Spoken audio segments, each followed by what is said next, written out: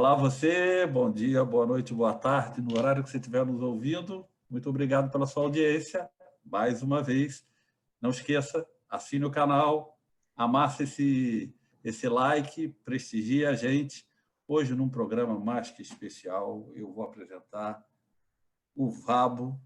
Vabo, você já deve conhecer, o Vabo tem simplesmente 160, 170 mil seguidores. Vabo é empreendedor. Vabo é um desses talentos espetaculares dessa época digital.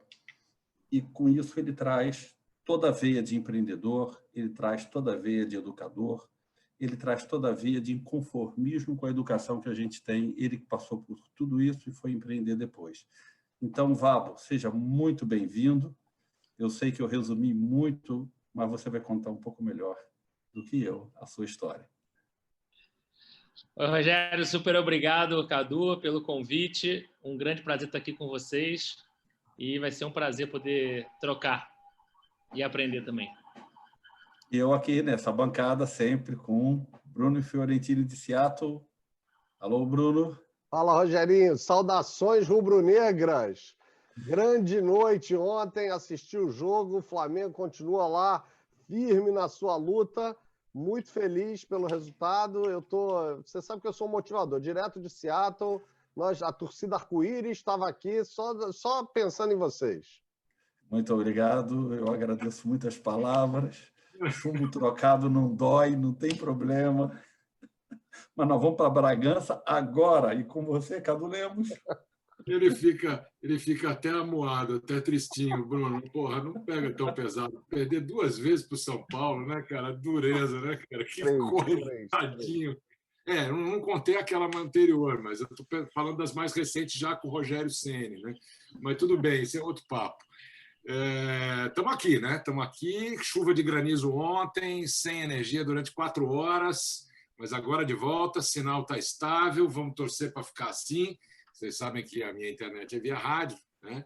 Quase a lenha, mas está indo, tá indo bem, está indo bem. Eu não posso reclamar porque isso é um luxo, é o meu único jeito de me comunicar com o mundo. Aqui não tem CEP e aqui não tem cobertura de celular. Então, vamos juntos para esse programa super legal. O Luiz Vabo Júnior é um cara muito bacana que eu tive o prazer enorme de conhecer durante uma live que nós dois fizemos para a Casa Firjan, lá em agosto, eu acho, né? Julho, agosto, por aí, no começo, meio da pandemia, falando sobre um monte de coisa bacana, especialmente sobre o Flow, sobre educação, sobre, enfim, a questão de construção de ambientes realmente propícios para que as pessoas possam aprender também no trabalho, né? O conceito do lifelong learning.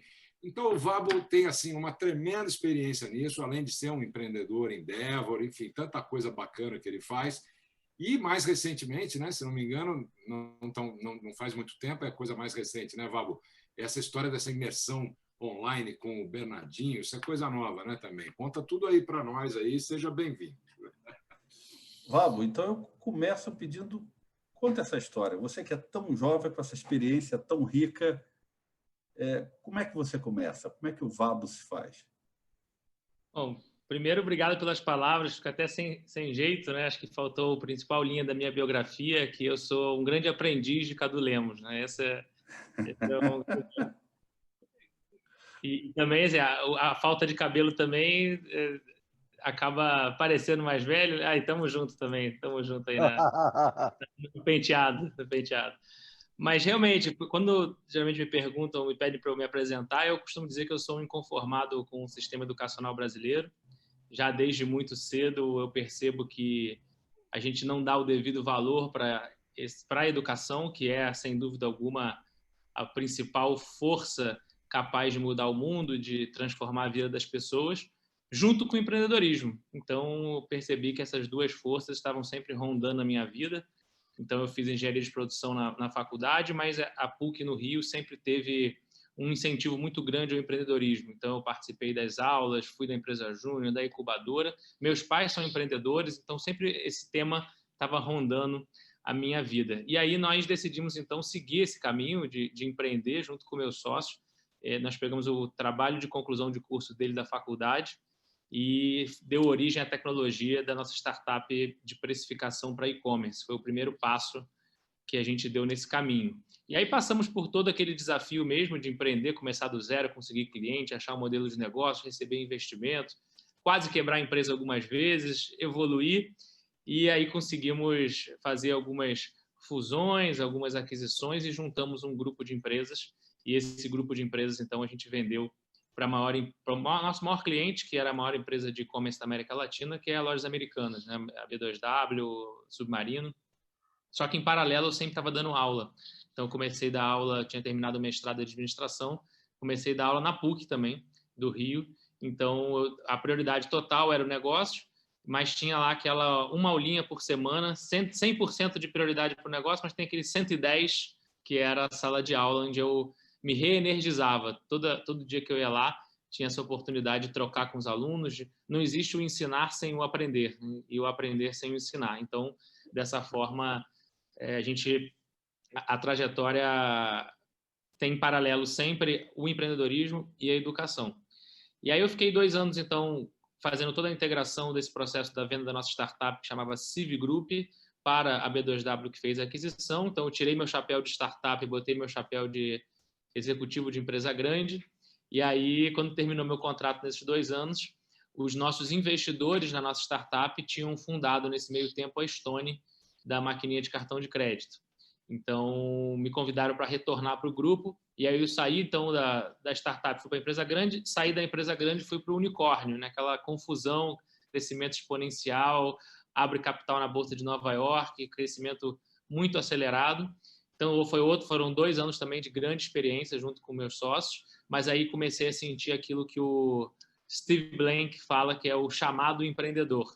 E eu costumo chamar de coceira. Então, ele chama de chamado, mas é a coceira empreendedor. A coceira começou a aumentar e eu falei, olha, vou seguir meu caminho, mas em quê? E aí voltou novamente a educação. Como eu estava sempre dando aula na PUC no Rio, depois mudei para São Paulo, comecei a dar aula no INSPER, falei, então eu preciso empreender com educação.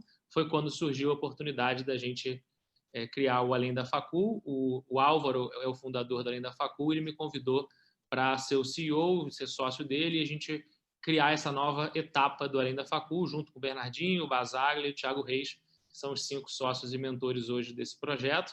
Tudo aquilo que a faculdade não ensina, nós pretendemos ensinar além da facul, aquelas habilidades fundamentais como habilidades comportamentais, socioemocionais, empreendedorismo, liderança. E, em paralelo, criamos a primeira faculdade 100% voltada para formar empreendedores no Brasil, que é a Link School of Business. Então, resumidamente, esse sou eu, e vai ser um prazer poder aprofundar em alguns temas aqui com vocês hoje.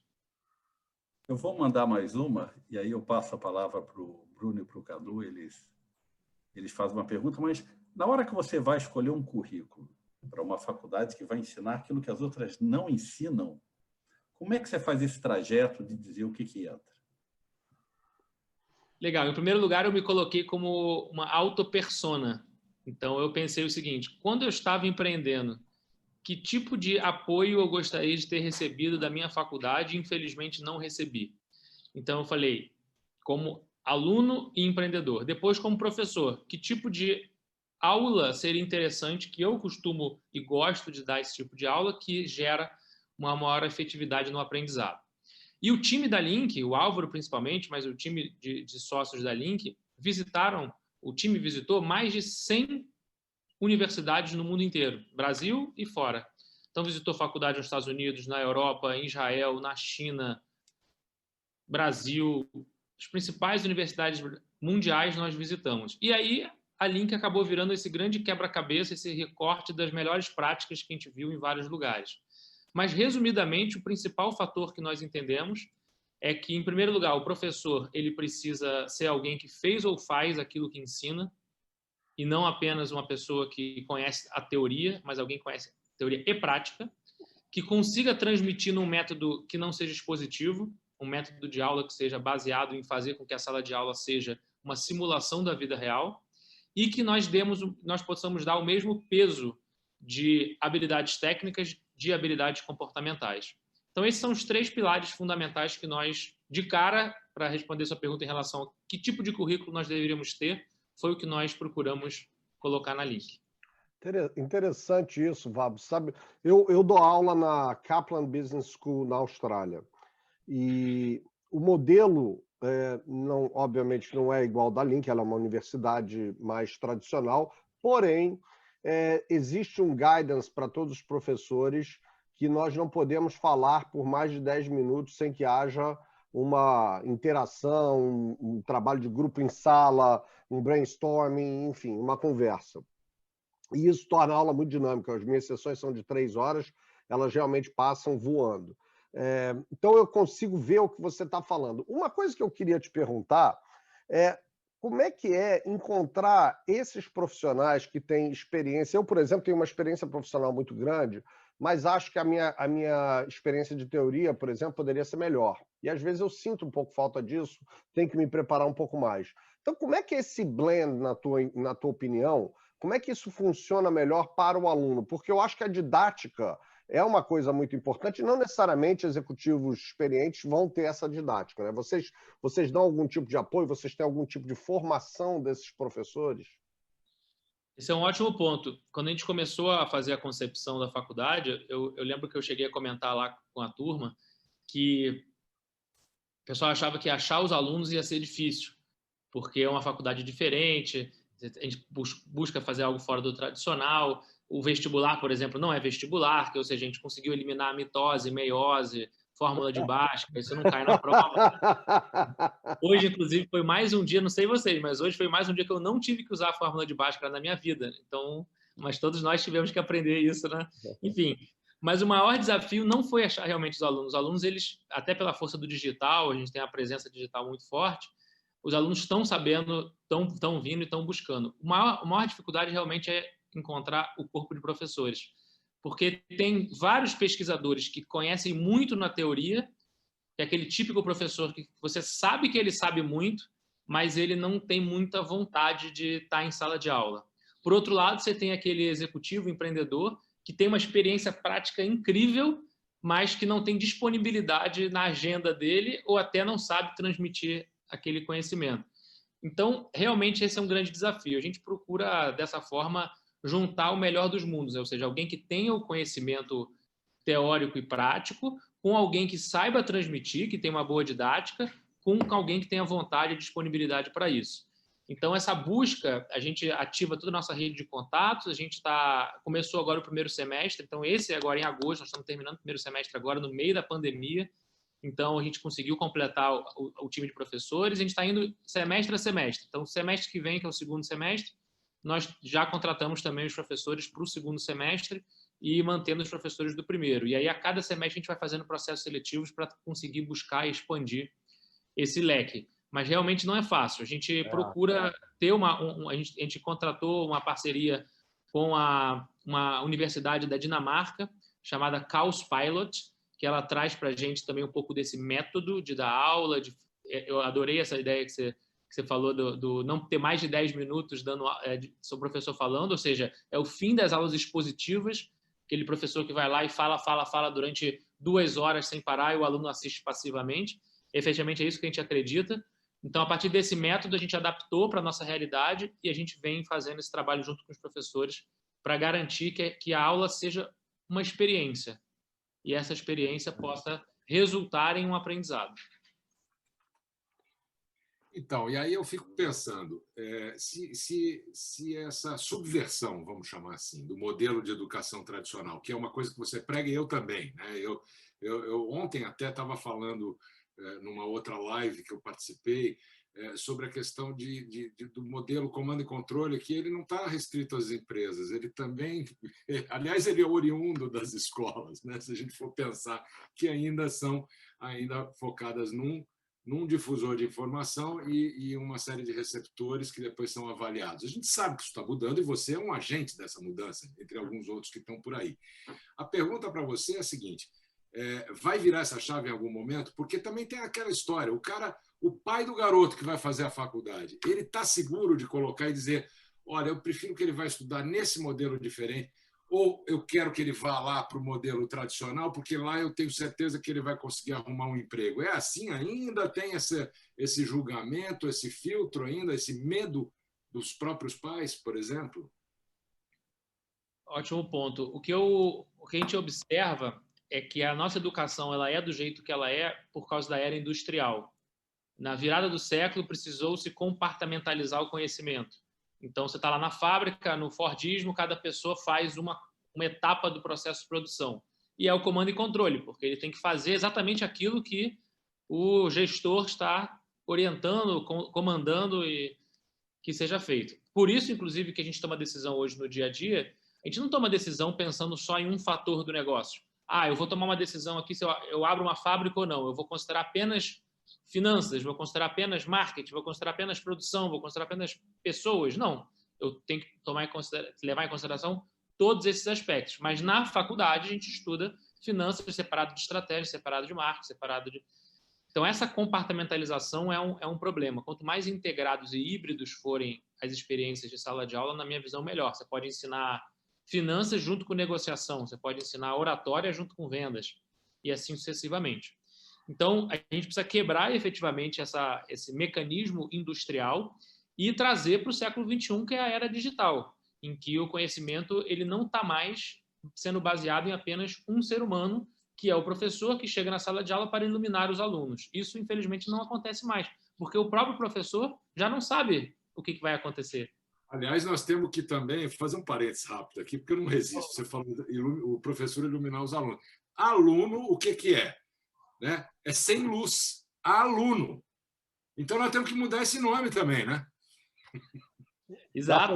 Gafanhotos. Mas você sabe, Cadu, que Vabo, para mim o que você está falando é música e é fantástico esses conceitos que você tá expondo aí para gente, porque essa é a dinâmica diferente de uma sociedade que é diferente. Tudo está mudando, né? A gente está mudando de uma forma incrível. Eu, inclusive, essa semana eu estava preparando um artigo para escrever sobre que não é nem mais o mundo VUCA, agora é o mundo Bunny, né? Não sei, Cadu, se você começou já a ler sobre isso, mas que é Bunny, que é brittle, frágil, A de anxious, quer dizer, não é o uncertain virou anxious, o complex virou, na verdade, non-linear, e o ambíguo virou incompreensível.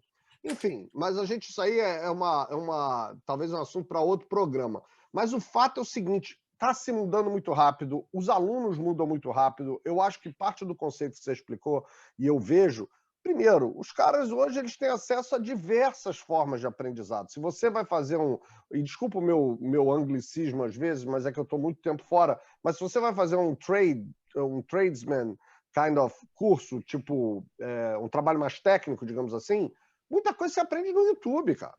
Muita coisa você aprende online. Você tem vários cursos grátis. Se você quer aprender, a minha cadeira, que é Digital Marketing e Vantagem Competitiva. Olha, a gente tem livros, a gente tem textos, mas quer saber de uma coisa? Os melhores textos, para mim, são os que saem na web uma semana antes. E você tem que estar preparando a aula assim, porque os alunos que estão interessados, eles estão lendo uma semana antes, eles estão sabendo o que está acontecendo. Então, assim, o mundo está muito mais dinâmico e as aulas não acompanharam isso de uma forma geral. Eu acho interessante a pergunta que o Cadu te falou e eu queria explorar um pouco mais isso. Eu acho que o Rogério também tocou nisso no início, que é a colocação no mercado de trabalho. Como é que o mercado de trabalho começa a perceber isso? Porque aqui nos Estados Unidos, você sabe, Vabo, as universidades têm uma capacidade de marketing incrível, e também tem uma capacidade de investimento, de modificação muito grande, porque elas movimentam muito dinheiro, né? A universidade top. No Brasil, eu sei que é um pouco diferente, o sistema depende muito do aparelho público ainda, você tem poucas iniciativas privadas e tal, mas como é que você vê o mercado recebendo isso? E eu não sei se você intencionalmente faz algum plano, alguma abordagem para também educar o mercado a respeito disso. Perfeito, perfeito. Nós temos um paradigma educacional que depende de 3 P's. São os 3 P's que fazem com que alguém aprenda alguma coisa. O primeiro P são os nossos pais. O segundo P são os nossos professores. E o terceiro P é o patrão, né? Então, é o gestor, né, da empresa. Então, você tem lá a família, a primeira instituição, escola e faculdade, e a empresa. Esses 3 P's, tem outros P's também, né? Você pode botar aí o P do prefeito, o P do presidente, o P do pastor, do padre, enfim, igreja e governo. Mas a questão é que esses 3 P's representam 99% da... Pais, professores e patrão, é isso? Pais, professores e patrão, que seria família, escola, faculdade e empresa. 99% do que a gente aprende vem dessas 3 instituições.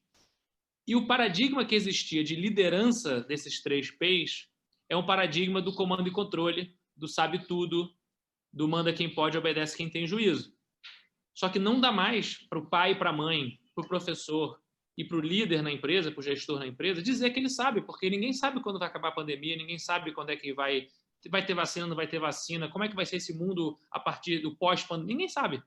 Então, muda um pouco a prioridade da pessoa trazer o conhecimento e a educação passa a ser algo que é a construção coletiva, quase em tempo real, desse conhecimento. Então, o Instagram e o YouTube, hoje, são as maiores salas de aula do mundo. Tudo que você precisa de transmissão de conhecimento, de conteúdo, você encontra nessas redes. Então, não vale a pena você criar uma escola ou fazer com que a sala de aula seja apenas uma réplica mal feita, porque provavelmente no YouTube vai ter uma super edição, vai ter um roteiro, vai ter uma gravação muito melhor do que a sala de aula. Então, a sala de aula não pode mais ser uma sala de aula de transmissão de conhecimento. Ela precisa ser um local de aplicação do conhecimento. As pessoas aprendem remotamente, modelo híbrido, né? Aprendem remotamente, mas quando vão para a experiência de sala de aula, ela precisa ser um local onde ele vai fazer exercício, trocar, saber trabalhar em grupo, saber dialogar, tirar as dúvidas. Então, construir, triangular esse conhecimento entre as pessoas que estão ali presentes. Então, efetivamente, na nossa visão, esses 3 P's, em especial as escolas e faculdades, não estão preparando as pessoas para o mercado de trabalho. A principal função da faculdade é preparar as pessoas para suas carreiras, para o mercado de trabalho e para a vida. E elas não estão fazendo isso, porque ainda estão focando muito no ensino, num tipo de ensino que é o ensino técnico. Então, a gente estuda a vida inteira matemática, física, química, depois vai para a faculdade de administração para estudar finanças, estratégia, marketing. Quem for para medicina vai estudar lá anatomia, fisiologia, bioquímica. Tudo isso e direito a mesma coisa, em todas as carreiras, mas falando mais da administração, empreendedorismo, que é a minha praia. Você aprende coisas técnicas, sendo que, na realidade, tem uma pesquisa que saiu agora no ano passado, dizendo que 91% das pessoas são contratadas porque possuem um bom currículo, uma boa formação, fizeram projetos relevantes, mas quando são demitidas, não é porque não têm um currículo bom, não são demitidas porque não sabem trabalhar em equipe, não sabem lidar com a pressão, não têm atitude, não têm comprometimento. Elas são contratadas pelos seus skills e são demitidas pelas suas atitudes, né? É um SEI aqui. O soft skills demite. Agora, eu lembrei de uma frase que o Cadu trouxe, que eu lembro bem da frase, mas não lembro quem falou, que a gente é fruto de emoções paleolíticas, de instituições medievais e de tecnologias quase divinas. E você praticamente passa por esse espectro todo, né? Como é que você trabalha isso com o seu aluno? Porque o aluno ele traz toda a carga dele, natural, né, de preconceito, de histórias passadas, e ele, de repente, ele é jogado num mundo muito novo. Como é que você trabalha essa questão? O desconecte dele com uma escola nova? E só para clarificar, a gente está falando aqui da Link ou a gente está falando... Porque eu sei que você tem algumas mensagens, a gente está falando da Link especificamente. Dos dois, tanto da Link quanto do Além da Facul. Além da Facul. O Além da Facul é uma escola digital de negócios e a Link é uma faculdade que tem certificação do MEC, regulação do MEC. Então, o aluno, quando se formar, ele leva um diploma oficial de bacharel em administração, graduação no Brasil. Mas, de forma geral, é realmente um desafio essa questão de lidar com os alunos e com os pais também, que tinha sido a pergunta do Cadu. O que nós temos feito para tentar quebrar essa resistência, lembrando também que nós estamos empreendendo esse modelo. Não é um modelo que a gente já tem tudo formatado e agora o nosso desafio é trazer a galera para ele. Não, a gente está ajustando, criando, evoluindo e praticando. É o trocar a turbina do avião com o avião voando, meio assim, um MVP tech aí, né? Exatamente. Exatamente. O que é absolutamente, rapidamente, só, não quero te interromper, mas eu não resisto. É absolutamente genial, é absolutamente contemporâneo, porque tem a ver com a vida que nós estamos vivendo agora. Aquilo que você falou, o futuro vai punir quem tiver certeza. Quem tiver lucidez e tiver antenado, como isso que nós estamos falando, tem alguma chance. Exatamente. Então, a base do empreendedorismo hoje em dia é a hipótese, né? Nós temos a hipótese de que esse modelo nosso é um modelo que vai engajar mais os alunos, porque a gente vai evitar que tenha aula chata, que vai fazer o aprendizado melhor, porque a gente vai fazer uma aula mão na massa. Então, o que nos resta apenas é conseguir, com o nosso poder de convencimento e sensibilização. Então, o que a gente tem feito é utilizado todos os canais possíveis, online e offline, para conseguir falar para essas pessoas o que nós acreditamos.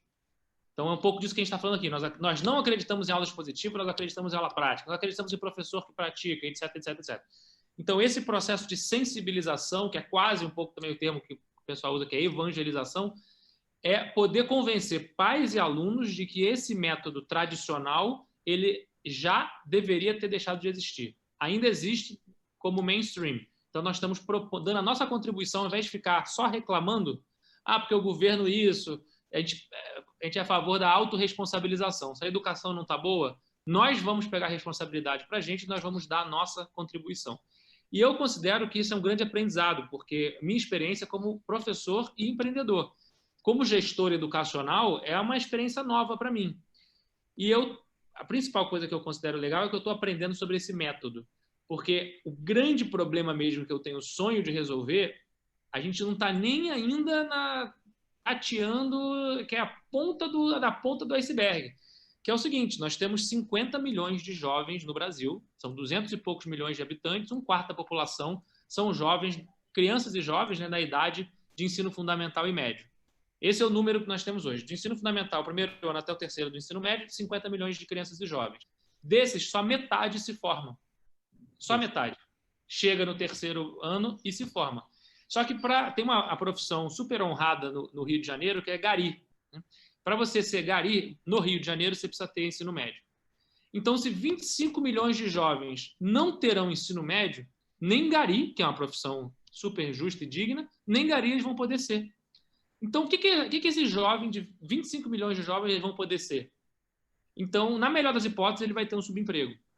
Na pior das hipóteses, ele vai para o caminho, que é um caminho que prejudica todo mundo, ele, a família dele e a sociedade. E a sociedade. Ô, Vabo, a gente tem um problema nas duas pontas, né? Porque uma das perguntas que eu ia te falar é como é que você trabalha nessas escolas a questão geracional. Porque você tem o problema do entrante, que é o que você está colocando, e você tem o problema da atualização daquele profissional que está no mercado. É cada vez mais difícil. Essa geração, eu falo para os meus filhos, assim, a geração de vocês é muito mais complicada que a minha, porque eu carreguei meu conhecimento por muito tempo. Agora, vocês vão ter o conhecimento de vocês valendo por um pedaço muito curto. Como é que você vê esse balanceamento aqui? Efetivamente, tem uma frase do Alvin Toffler que eu gosto muito que de respeito a esse ponto que você falou. Ele diz o seguinte: os analfabetos do futuro não serão mais aquelas pessoas que não sabem ler ou escrever. Os analfabetos do futuro serão aquelas pessoas que não conseguem aprender rápido, desaprender o que não for mais relevante, para poder reaprender os novos conceitos. Então, infelizmente, aquele paradigma que as pessoas entravam na faculdade e achavam que não ia precisar mais estudar para o resto da vida, porque a faculdade as preparariam para a sua carreira, isso não existe mais. Metade, já tem uma pesquisa que mostrou também que metade do conteúdo que é adquirido no primeiro ano da faculdade fica obsoleto, não é até o final da carreira, fica obsoleto até o final da faculdade. Então, metade do que você aprende no primeiro ano já não serve mais para nada até o 4º ano, que é quando você se forma. Então, essa questão do lifelong learner, que é o aprendizado contínuo, e da adaptabilidade, que é a nossa capacidade de perceber que esse jovem que hoje, que são os meus alunos, geração Z, esses jovens vão ter entre 4 e 8 carreiras, até se aposentar com 85, 90 anos, e porque vai viver até 100, 110. Não são 4 a 8 cargos, são 4 a 8 carreiras. Eles vão mudar completamente de profissão e, normalmente, tem a teoria da Marcia Alborrer, que é o slash de carreira. Ele muda, ele é fotógrafo, empreendedor, chefe de cozinha, youtuber. O Cadu estava à frente do tempo dele. Bom, Cara, mas não vamos deixar ele falar, não, Bruno. Não vamos deixar ele falar. Estava na conversa ótima. Estava uma conversa ótima com uma turma que eu gosto muito, o pessoal do Storytelling, que é o Bruno Scartozoni e o Paulo Ferreira. Eles têm o Story Talks e eles têm também um podcast. Eu estava lá conversando com eles outro dia. E o Bruno vira para mim, e eu nunca tinha me dado conta disso, que você acabou de falar agora, Val. Ele vira para mim, pô, Cadu, como é que você se sente sendo o vovô do Slash? Porque é verdade, ele me conhece há muito tempo e ele sabe que eu comecei como... Primeiro, eu descarregava o caminhão de queijo. Eu fui trabalhar com o meu pai. Meu pai é o seguinte, você quer trabalhar comigo? Quer ganhar seu dinheiro? Depois da escola você vai lá para o escritório. Só que você não vai estar no ar-condicionado e na máquina de escrever, não. Você vai descarregar o caminhão de queijo para botar na câmara frigorífica. E fiz isso durante um tempo. Aí ele me passou para o escritório e eu comecei a tirar os pedidos, aprendi a datilografar, ele me pagou um curso de datilografia, eu já estudava inglês, então ele me preparou, ele foi me preparando. Meu pai era um cara que tinha uma visão, nesse aspecto, muito bacana. Aí eu virei um Slash depois... assistente do adido cultural da Embaixada de Portugal. Porque meu pai, português, tinha lá uns amigos, falou, olha, ele precisa ter uma experiência diferente, tal. Lá fui eu trabalhar na Embaixada de Portugal. Fiquei lá 1 ano e meio, não sei o quê. Aí eu fui trabalhar em aviação. Eu fui trabalhar na Transbrasil. Também, através de alguns contatos, algumas coisas, trabalhei durante um bom tempo na aviação. E, junto da aviação, um amigo meu, que era de faculdade também, falou, você tem uma voz boa, eu preciso de disco importado, eu vou levar você para fazer um teste numa rádio. Virei locutor de rádio. Trabalhei mais de 10 anos, mais um Slash. Fotografei, mais um Slash. Aí eu vim para São Paulo, aí a agência de propaganda. Aí eu empreendi, trouxe o paintball para o Brasil, lá nos anos 90. É igual Games of Thrones isso aqui. Eu não me lembrava de certas coisas. Você sabe que eu não me lembrava. E o Bruno, e agora você falou, Vabo, é verdade, hoje é assim como uma coisa normal, é o Slash. Então, e aí, eu já vivo isso há muito tempo. Pô. Eu queria te perguntar, nesse contexto, que é muito legal, como é que vai ser o processo de contratação? Como é que vai ser a quebra de paradigma do empregador que vai ter que pegar uma pessoa e encaixar essa pessoa numa determinada função? E vou provocar. E vou provocar. Você contrata teus alunos para os teus negócios? Como que é?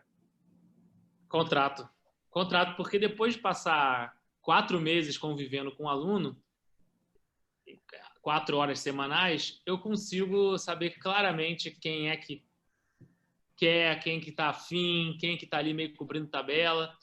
Eu não vejo outro caminho, Roger, se não for uma educação baseada em aprender a aprender. Você tem que ensinar os alunos a aprenderem a aprender.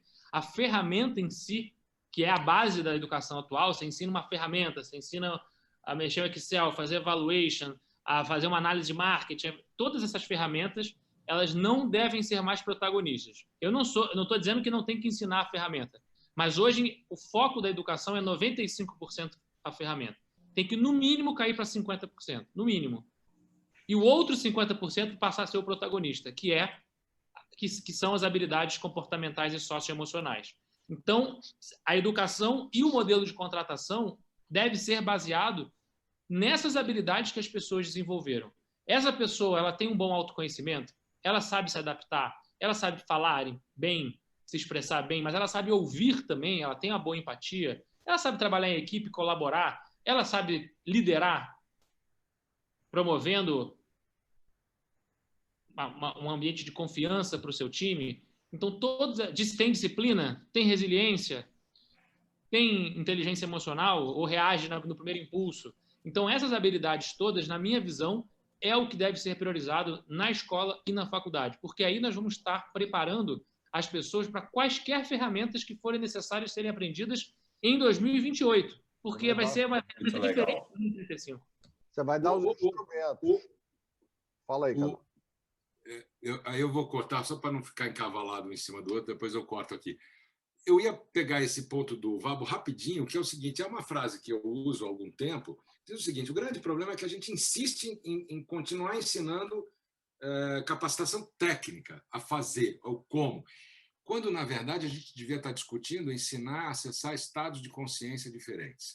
E com estados elevados de consciência, o flow, por exemplo, é um deles, você consegue acelerar a aprendizagem, você consegue aumentar a sua produtividade, você consegue se autoconhecer, você consegue fazer o trabalho de assessment pessoal, né, de autoavaliação, né, fazer aquela investigação de si mesmo. Isso é crescimento pessoal. Isso são as portas de entrada para você desenvolver as soft skills. Então, eu queria só fazer esse parênteses, porque não dá, cara.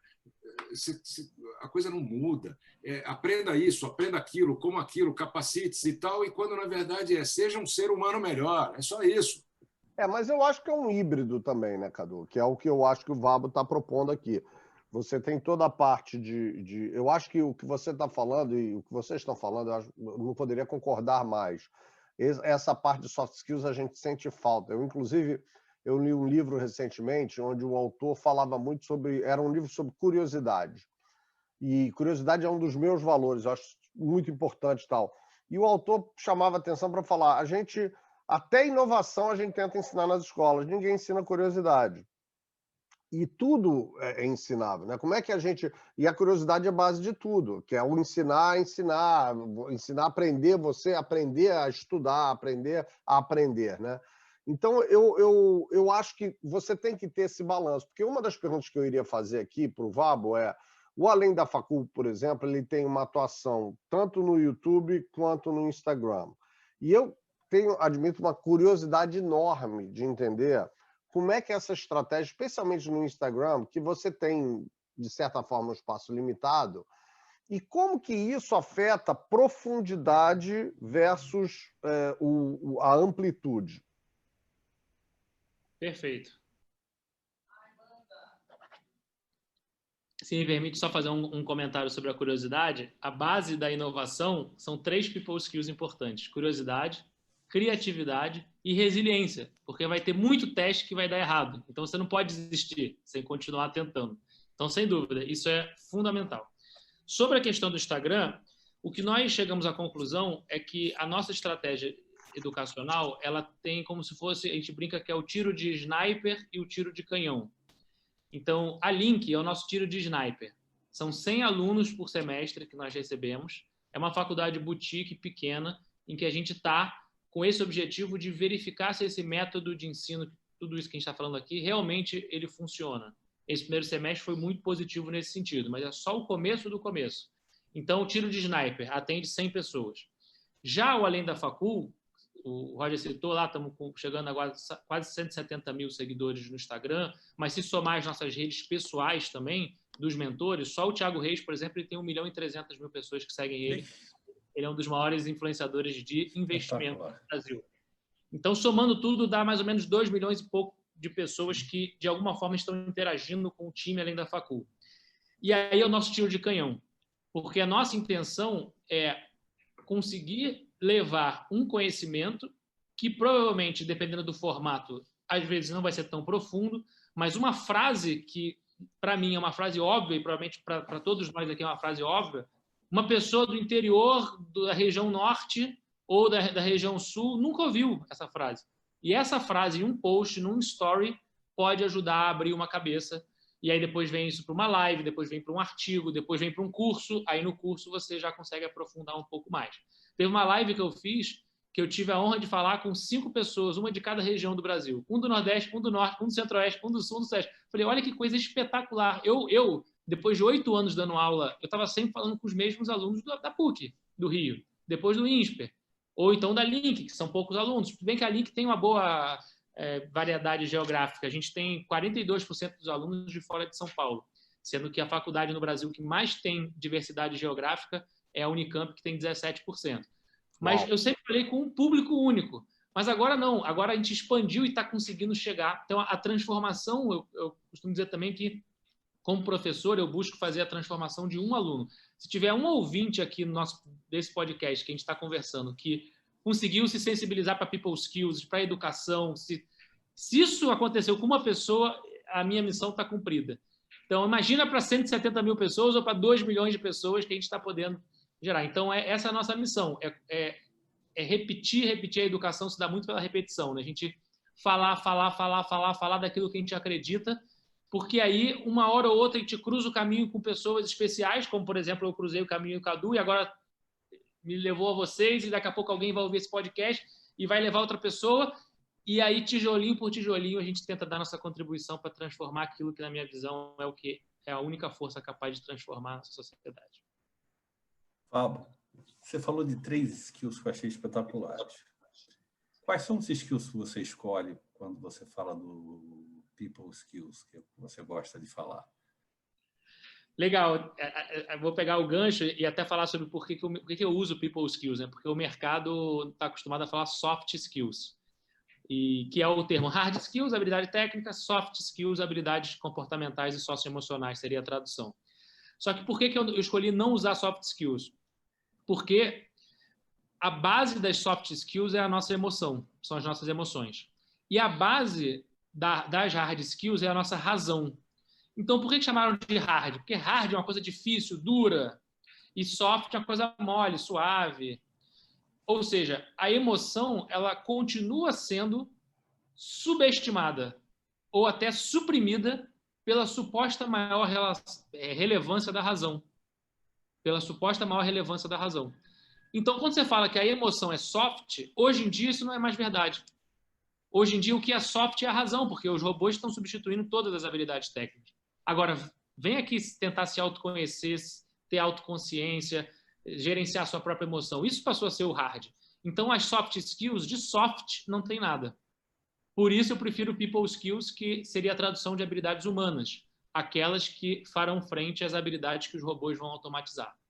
E aí, quando a gente passa a analisar as people skills, tem gente que também chama de essential skills ou power skills, aí varia do gosto de cada um. A gente tem alguns amigos e parceiros também, o pessoal da TEIA Ecossistema de Aprendizagem, que inclusive lançou um livro recentemente, que são as core skills. Core skills, exato. Então você vê que o nome soft não é mais suficiente. O nome soft está incomodando. Então vem core, vem essential, vem power, e eu prefiro people, porque aí reforça essa nossa condição de humanos. Eu gosto muito também. E estamos falando de gente, né? Gente, que é quem faz essas coisas. E quais delas você destaca como mais essenciais para o mundo de hoje? Legal. A base das people skills é o autoconhecimento. Essa é a primeira people skill que dá a base. Eu costumo brincar que se autoconhecimento é a número 1, tem a número 0. A número 0, que vem antes de tudo, é a integridade. Ética, integridade, honestidade. Porque se você não faz nada, faz alguma coisa, você está primeiro se enganando. E a gente precisa falar também sobre ética, ainda mais no país que nós vivemos. Então, ética é a número 0. Mas beleza, deixando a número 0 de lado, a base é a número 1, que é autoconhecimento. E aí, junto com adaptabilidade e inteligência emocional, são as 3 que eu considero que compõem ali o tripé do conhecimento de people skills. Até o termo, dado que a gente está fazendo críticas construtivas aos termos que são utilizados, inteligência emocional foi criada pelo Daniel Goleman, que é o papa no assunto, mas ele mesmo já não vem, porque na década de 80, né? Mas ele não vem mais utilizando muito esse termo.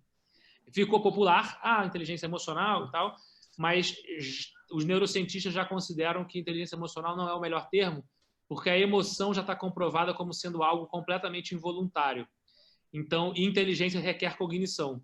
Então, como é que você pode ter inteligência de algo que é involuntário? Então, eu prefiro o termo gestão emocional, em que na hora em que ocorre um impulso no nosso corpo, por exemplo, entrou um tigre aqui na sala. Na hora que entrou o tigre, vai vir a emoção medo. Aí, na hora que eu racionalizo isso, vira um sentimento medo, e aí eu passo a fazer uma gestão emocional. E aí eu passo a ver, opa, peraí, na verdade não é um tigre, é uma pessoa vestida de tigre. Aí eu coloquei uma cognição, mas aí é um detalhe. A base é adaptabilidade, inteligência emocional ou gestão emocional e autoconhecimento. E aí tem algumas outras que eu gosto muito, para completar aí uns top 5, top 10, que eu considero, eu fiz um levantamento, eu lancei um livro agora, recentemente, um e-book chamado Como Desenvolver Suas People Skills. E nós fizemos um glossário com mais de 80 people skills, um levantamento completo. Mas se tiver que escolher essas que são as principais, que eu vejo que meus alunos precisam desenvolver para viver nesse mundo que a gente vive hoje, eu escolheria disciplina, resiliência, comunicação, que inclui oratória, escutatória, comunicação não violenta. Colocaria também empatia, super importante, liderança, influência, que tem algumas que dá para você agrupar, né? Então, por exemplo, determinação é fundamental. Uma pessoa que não tem talento, mas é determinada, vai chegar mais longe do que uma pessoa talentosa que não se dedica a fazer as coisas. Então, essas são as people skills. Mas a principal mensagem que eu queria deixar é que todas essas dá para você se desenvolver. Não acredite se alguém disser que você não é capaz de... Você vai ser o melhor do mundo em tudo? Provavelmente não. Mas se você quiser subir 1 degrau, 2 degraus, 3 degraus, em qualquer uma dessas que a gente está falando aqui, é possível sim, se você acreditar que você é capaz e buscar ajuda. Em qualquer idade?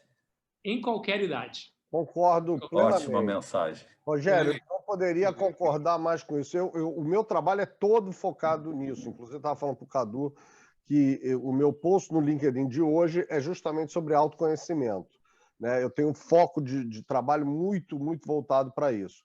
E eu trabalho com pessoas, desde executivos que estão entrando no mercado até C-level e CEOs. E todos eles, como você falou, primeiro podem mudar. Mas mais do que isso, o que eu estou descobrindo, e eu gosto sempre de fazer um paralelo com o que a gente vem vendo na sociedade, né? A gente hoje vive uma sociedade que luta para ser mais aberta, para ser mais inclusiva, para ser mais diversificada. E eu acho que isso tudo, que reflete essa vontade, essa necessidade, e que essa nova geração está puxando a gente, está empurrando a gente, mostra isso que você acabou de falar, Vab, que eu acho que é imprescindível a gente entender. Não dá para a gente rotular as pessoas e falar essa pessoa não tem resiliência. Não, ela talvez não esteja ativando a resiliência que ela tem. Todos nós temos esses skills, seja de uma forma mais intensa ou menos intensa. O que a gente tem que entender, e aí o autoconhecimento, é como que a gente ativa esses skills, como que a gente reage inconscientemente, como é que a gente consegue ser mais consciente na hora de reagir. Então, eu acho que é essa transformação e é esse entendimento que vai fazer do novo profissional, das pessoas mais diferenciadas. E mais do que isso, eu acho que vai ajudar a gente a formar líderes mais conscientes.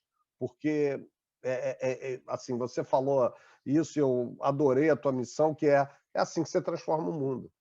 Tentando fazer líderes mais conscientes. Essa é a nossa, no meu caso, é a minha pequena contribuição para tentar dar um impacto melhor aí à humanidade. Inclusive porque está nas empresas, talvez, o maior potencial de transformação do mundo, porque é quem tem o número de pessoas, os recursos necessários e a vontade de mudar o mundo, o que a gente não vê em vários estados e governos, etc., no mundo inteiro. Então, as empresas passam a ter uma missão que, se passar isso, terão a capacidade de mudar o mundo. E, claro, empresas são feitas por pessoas, não é isso? Perfeito, perfeito. Eu enxergo que nós vivemos hoje duas grandes crises, que uma delas é a mãe de todas as crises, que é a crise na educação. Mas essa crise na educação gera uma segunda grande crise, que é a crise de lideranças. E a crise de lideranças é a que gera a crise econômica, social, sanitária, etc, etc. Então, ao resolver a crise da educação, resolve-se a crise da liderança, que, consequentemente, você planta uma semente para tentar melhorar tudo que está à nossa volta. Ô, Vabo, deixa eu ver aqui se eu estou com o meu... Não, eu estou com o microfone funcionando. Eu queria falar de empreendedorismo. Eu sou de uma geração que queria emprego. E eu lembro que a primeira vez que eu li um relatório falando sobre tendências de futuro, eles diziam que as pessoas iam começar a migrar e as empresas deveriam tomar muito cuidado, porque elas estavam ficando desinteressantes, chatas, e as pessoas iam querer empreender. E eu li aquele negócio e eu falei, pô, é uma boquinha muito boa para o pessoal largar assim. E de verdade é o que está acontecendo com tudo, né? Inclusive medicina, as pessoas se formando e, ao invés de quererem exercer a medicina com bisturi e estetoscópio, querendo empreender, desenvolver soluções criativas. Como é que isso acontece? Como é que essa mosca morde alguém? Legal. Como é que dá a coceira? Como é que dá a coceira? Como é que dá a coceira? Boa. Em primeiro lugar, nós temos que entender que vivemos numa cultura que não é tão favorável assim ao empreendedor ou à empreendedora, né? Ao empreendedorismo. Porque nós temos no Brasil a cultura do vilão da novela. Então, se você fizer uma análise dos vilões das últimas novelas da Globo, historicamente, década de 80, década de 90, década de 2000, normalmente você vai encontrar muitas vezes o vilão sendo o empresário.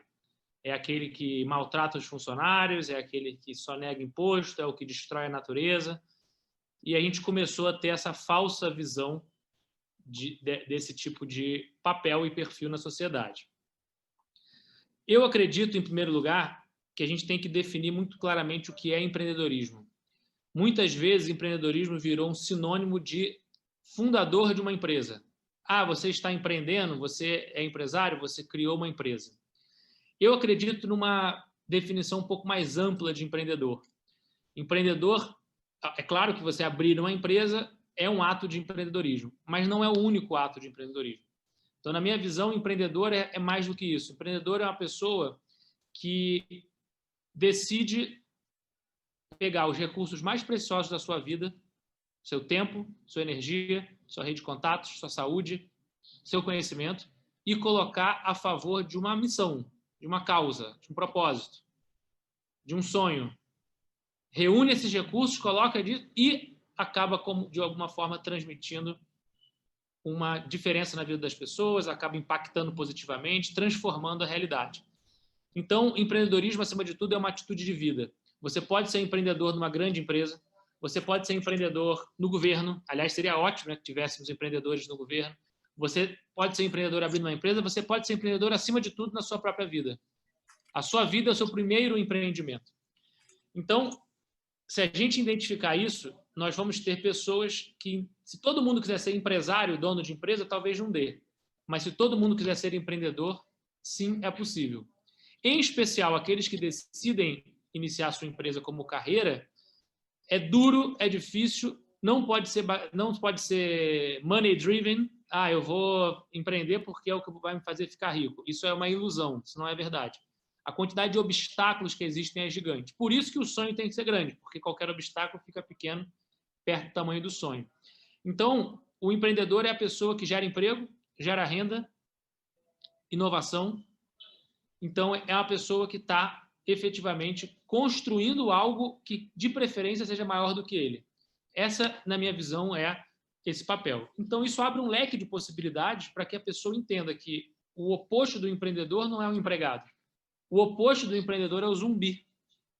O zumbi é o inimigo do empreendedor.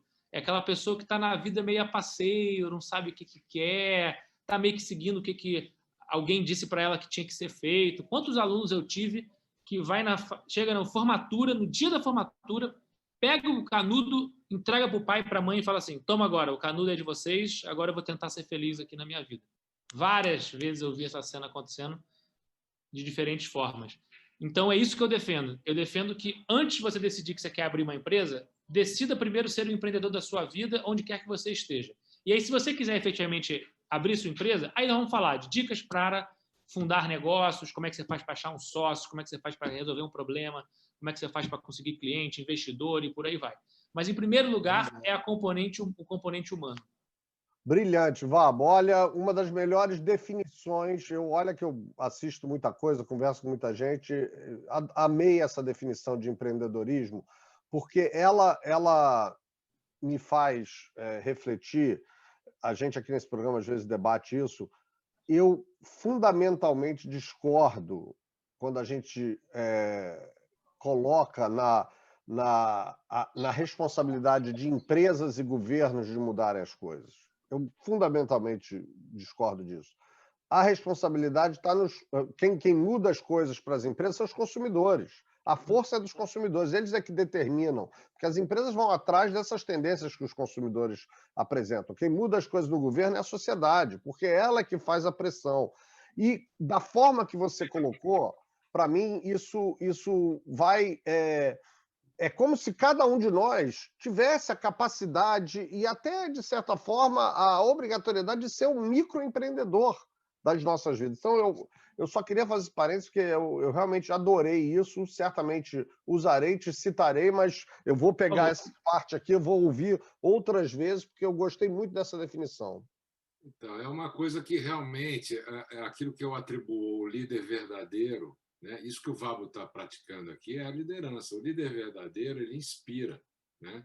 Ele é inspirado, ele inspira, e isso, empreendedorismo ou não, é o que interessa para as pessoas que estão dentro de um ambiente que quer ser transformador, que quer ser um agente de trazer. E essa nova geração, que são os teus alunos, né, Vabo? Geração Z, ela já vem, parece que com esse chip aí dentro, uma coisa no DNA, o DNA mudou. É a causa, é a busca de algo realmente verdadeiro, de valor, sem mimimi. Vocês pensam o seguinte, as propagandas, né, a mídia, como a propaganda em si, um filme publicitário, um anúncio publicitário, o quanto mudou e o quanto se valoriza muito mais aquilo que é verdadeiro, próximo do que é meu dia a dia, a minha realidade, do que aquela coisa enfeitada, embalada de outra forma. Mas isso é reflexo da sociedade, Cadu. É por isso que eu falo. É reflexo da nossa onde eu ia chegar. É onde eu ia chegar. É que você falando exatamente que não cabe nem à empresa nem ao governo, cabe à sociedade e às equipes, as pessoas assumirem esse lado efetivamente de transformação. Isso precisa acontecer e acho que está acontecendo de uma certa forma. Está acontecendo. Oba, adorei aqui. Você sabe que você estava na câmera e o Cadu com serviço de café expresso que eu não tenho aqui, fantástico. Não, cara, eu vou dizer, é uma mordomia que não tem tamanho. Nada como abraçar a sogra, você vê? Foi a sogra ou foi a mãe? Foi a sogra. Foi a sogra, foi a sogra. Que beleza. Mais especial ainda. Ô, Val, a gente de vez em quando tem um debate aqui. Eu faria ela tomar antes, hein, Cadu? Just in case. Tem um debate aqui que de vez em quando a gente tem, e não é que eu não acredite na parte, e o Bruno defende que a tecnologia ela tem um altíssimo poder de gerar, vamos dizer assim, igualdade, acesso. Para quem não teria acesso pelo modelo tradicional, um acesso pelo modelo, tem um celular, tem um micro, pode ir para museus no mundo todo, pode acessar bibliotecas no mundo todo. O que eu considero que é uma verdade do ponto de vista da tecnologia, mas é uma falsidade do ponto de vista da sociedade, porque as escolas de primeira linha, as escolas privadas, estão cada vez evoluindo mais no uso da tecnologia, as escolas públicas estão cada vez mais lentas nesse processo de adoção. Quando eu digo lentas, não é, eu quero dizer que elas estão comparativamente ficando mais para trás. Como é que você vê isso? Porque a gente fica de frente para uma realidade que é de uma sociedade cada vez mais desigual, apesar daquilo que a tecnologia em potencial podia estar oferecendo. Normalmente, quando a gente fala que algo é público, a gente tem o costume de delegar isso para terceiros. Educação pública, saúde pública, segurança pública. Então é público? O governo tem que se virar para fornecer isso para nós. Isso também é um aspecto cultural da nossa sociedade brasileira. Eu vou nessa linha que o Bruno falou. Eu acredito na autorresponsabilização. Então, eu estava citando para vocês de que me preocupa muito termos 50 milhões de alunos, que só metade deles, 25 milhões, conseguem se formar.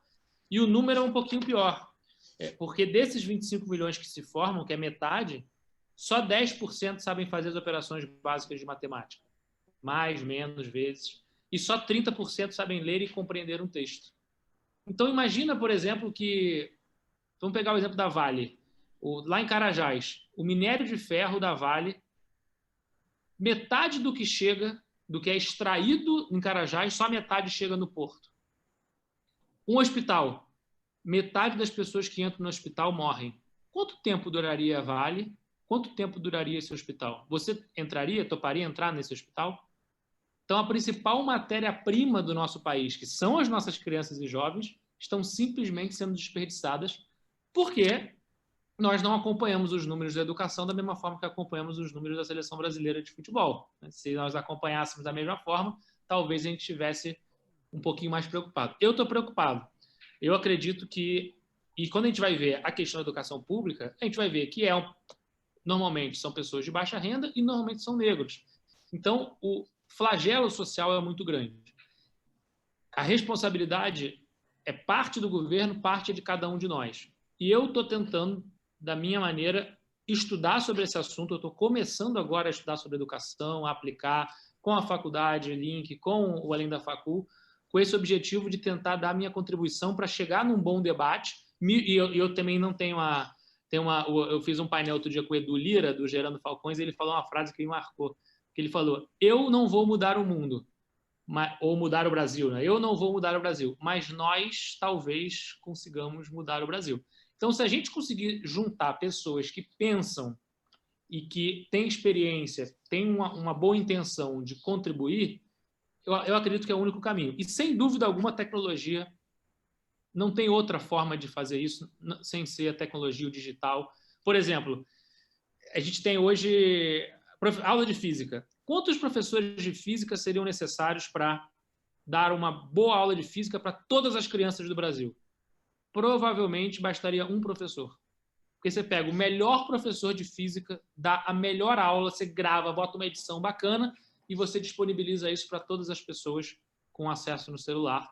E aí, obviamente, tem o problema do acesso da internet, você teria que resolver a infraestrutura. Mas o que acontece? Provavelmente os professores de física não vão ficar muito felizes com essa solução, porque eles vão ter que se adaptar. Ou eles vão ter que mudar a aula deles para ser uma aula prática, porque a teoria já foi passada pelo YouTube, ou ele vai se adaptar, ou ele vai ter que mudar de emprego, porque não vai ser mais necessário ter tanto professor de física assim. Aí vem as corporações protegendo seus próprios interesses em detrimento de um acesso maior de qualidade para os alunos. Então, eu acho que esses são os dilemas. E tem esse outro que é o oposto do empreendedor também, além do zumbi, é o corporativista. Mas, de novo, Vabo, de novo, eu sou cada vez mais, e talvez isso é uma coisa, assim, até um paradigma que eu estou montando para mim, cada vez mais eu acredito que quem determina isso, quem determina essa mudança são as pessoas. Vamos pegar, quando a gente olha lá para trás, eu comecei na internet nos anos pré-históricos da internet, e a grande discussão, eu lembro que inclusive, eu fiz um site para a Sony Music na época, estou falando de 1996, e eu lembro da discussão na indústria da música sobre os rights, sobre vamos proteger, não pode liberar, e o modelo mudou, mas o modelo mudou empurrado pelos consumidores. Então, eu entendo o que você está falando, e é óbvio que existe corporativismo em qualquer setor, né? Eu acho que existe eu quero me proteger, ficar na situação mais cômoda, conseguir... Eu estou extraindo o valor do que eu criei, eu quero continuar extraindo esse valor ao invés de mudar e ter que investir novamente. Isso eu acho que é um movimento normal. Cabe aos consumidores, à sociedade, empurrar. E se eles, por exemplo, essa sua iniciativa, que eu acho fantástica, eu vou até estudar mais, usando Instagram, YouTube. O YouTube eu sempre usei, pensei em Instagram, eu admito que eu nunca tinha pensado, e outras formas. Se isso começa, você tem aí milhões de seguidores, como você falou, você começa a ter uma adesão, não adianta. Isso é muito mais forte do que qualquer corporativismo, porque isso é que impulsiona a mudança. Então, e com a grande vantagem, né? A grande vantagem é que a tecnologia, nesse caso, ela traz equanimidade, né? Ela traz a inclusão de verdade, embora muito há que se fazer. Por exemplo, as escolas estão fechadas. Só potencialmente elas trazem, se todo mundo tiver acesso. Então, as escolas estão fechadas e só quem tem acesso, de fato, à tecnologia está conseguindo ter aula. Eu moro num lugar, na zona rural, que aqui no meu entorno está cheio de criança na rua brincando porque não está indo para a escola, porque não tem como também acessar o curso online ou alguma coisa pela tecnologia. É gente que trabalha em fazenda, trabalha nas chácaras, trabalha na cidade, e as crianças estão aqui o dia inteiro. E aí no Brasil isso é uma questão, né? É uma questão real. Isso não é um achismo, é uma questão real. Porque aqui, obviamente, você tem muito mais acesso, apesar que você também tem uma parte da população que tem as suas dificuldades e que está crescendo e que é um problema, mas ainda não é como no Brasil, onde no interior as pessoas às vezes não têm esse acesso. Fábio, Eu tenho um dever aqui, que é o dever mais desagradável, que é o de encerrar o programa. Não, hoje não poderia ser encerrado esse programa. Não, hoje não poderia ser encerrado. Tem tanta coisa ainda para falar, meu. A gente vai ter que trazer de novo. Nós vamos ter que fazer um programa 2 com você e nós vamos usar o Nunca Normal para falar muito de educação, falar muito de people skills, que eu adorei a definição. Mas eu queria falar um pouquinho. Você é um homem de tecnologia, você é um homem que fala de digital e traz as competências por conta do digital, o que é muito interessante. A gente recentemente fez um programa debatendo o dilema das redes e o lado perverso dessa tecnologia que você está se apoiando exatamente para multiplicar o bem, que é a educação. Como é que você vê o peso das duas coisas e que conselho você dá para essa turma que está nos assistindo? Olha, antes de tudo, eu sou um grande aprendiz e estamos aprendendo com o avião voando. Mas eu vou voltar nesse ponto do protagonismo. Então, se você quiser usar o Instagram para ficar vendo foto de gatinho, para ficar vendo a vida dos outros, fazendo fofoca, é uma ferramenta. Se você quiser usar o Instagram para seguir pessoas que te agregam, que geram valor, que te conectam com outras pessoas, é uma forma. Então, o que eu acredito é que a tecnologia ela é uma ferramenta. A rede social é uma ferramenta. E cabe a cada um de nós usá-la para o bem ou para o mal, próprio e do coletivo. É isso aí. Muito bom. E já fica a mensagem dada para todos nós. E eu aqui dou um abraço digital em você, Val, dizendo o seguinte, é um papo que não pode acabar. A gente aguarda a sua visita novamente aqui no Nunca Normal. Muito obrigado. Um abraço. Foi muito legal. Fala, Vabo. Eu que agradeço. Foi uma grande honra poder conversar com vocês. Aprendi bastante. Começar a conversar com vocês. Estou à disposição. Parabéns pelo trabalho e contem sempre comigo. Cara, adorei. Foi muito bom ter você com a gente aqui. E claro que é verdade isso. Só começou. Você é uma fonte de inspiração para nós todos hoje aqui nesse programa. Espero que você que está assistindo a gente acompanhe. A gente vai deixar os links que você vai chegar no Vabo, mas claro que provavelmente você já conhece ele, porque é um cara que está aí em tudo quanto é lugar fazendo realmente um trabalho diferente. Gente que faz. Né? É super legal. Eu fiquei muito feliz de estar aqui, né? E eu queria fazer uma mensagem que este programa, que é a nossa edição número 32 ou 33, para a gente ver, essa edição encerra a primeira temporada do Nunca Normal. A gente fecha a primeira temporada do Nunca Normal com essa edição e vai abrir, nós vamos sair de férias, eu, o Bruno e o Rogério, só do Nunca Normal, porque do resto a gente não está de férias. Mas a gente teve uma primeira temporada muito rica, né? Com todos os convidados que a gente teve aqui, com todos os temas que a gente debateu aqui. E eu queria dizer a você que está assistindo a gente que a gente volta em 2021. Não é isso, meninos? Vamos renovar, mudar layout. Mudar o cenário, porra. Mas hoje o Bruno até nem estava com o fundo dele. Não, eu gosto do meu fundo, eu invisto tanto nesse fundo aqui. Não, aquele do Nunca Normal mesmo, que eu vou mudar. A gente vai fazer uma coisa mais clara, porque 2020 está acabando, mas não pense, né? Não pense que os desafios vão parar. E para nós é recomeçar, é trazer gente bacana como o Vabo para você que está com a gente aqui, poder ter contato, poder ouvir, poder assistir. E ano que vem a gente traz a segunda temporada do Nunca Normal Podcast aqui no YouTube e também no Spotify. É isso? É isso aí. Abraço, Cadu. Abraço, Rogério. Obrigado, Vabo. Vabo, muito obrigado, viu? Valeu, eu que agradeço. Tchau, tchau. Até a próxima. Tchau.